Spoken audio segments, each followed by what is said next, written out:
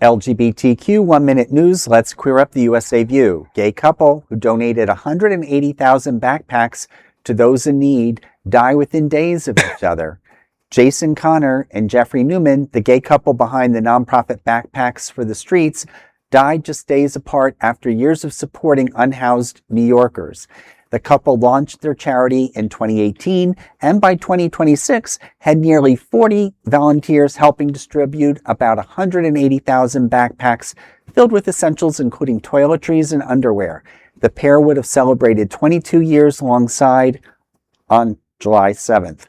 Alongside his homelessness advocacy, with Connor, Newman was also an advocate for people living with HIV.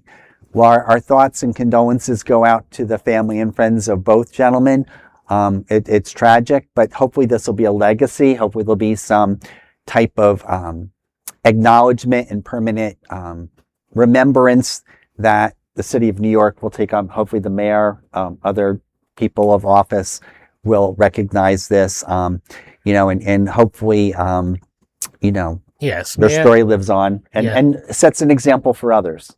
I mean, not all heroes wear capes, as they say. That's right. Sometimes they bring backpacks for people who are homeless. And especially with LGBTQ people, one of the highest homeless population in the United States. Any little bit helps. So hopefully their legacy will live on, especially their 501c3. Yeah. I mean, I would hate to see the organization who is doing good work get shut down because their founders have passed on. No, this is such a sad story.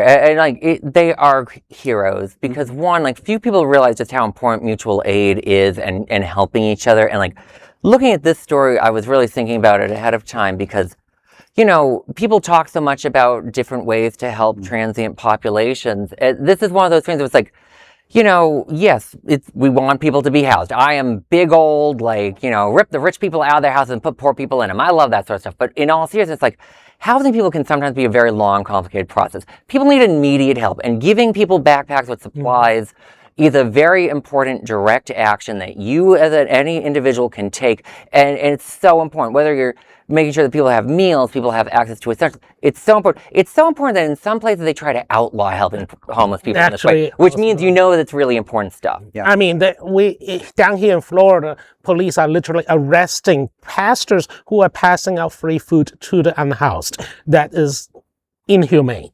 The whole idea that somehow homeless people can pull themselves up by their bootstraps when they have no phone number or registered address to find a job. It's infuriating. It's disgusting. And these two weren't just talking, they were doing, and that's great. Yeah, and to think that in the 8 years that they had this charity, the number is astounding, to hand out that number of backpacks and the people's lives that they may have turned around and given them hope. $180,000. I mean, 180,000 backpacks, I'm sorry.